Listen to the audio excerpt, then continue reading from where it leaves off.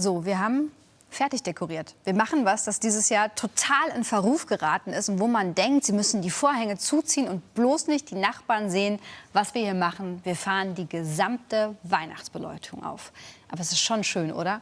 Und es verbraucht auch gar nicht so viel, wie viele denken, wenn, und darauf kommt es an, wenn es eine gute energiesparende Lichterkette ist. Und bitte eine ohne Schadstoffe. Und es wäre ja auch schön, wenn die Katze unter einem beleuchteten Baum auch nicht direkt einen Stromschlag bekommen würde. Lämpchen sind nicht gleich Lämpchen, zeigt unser Test, auch wenn sie irgendwie immer schön aussehen.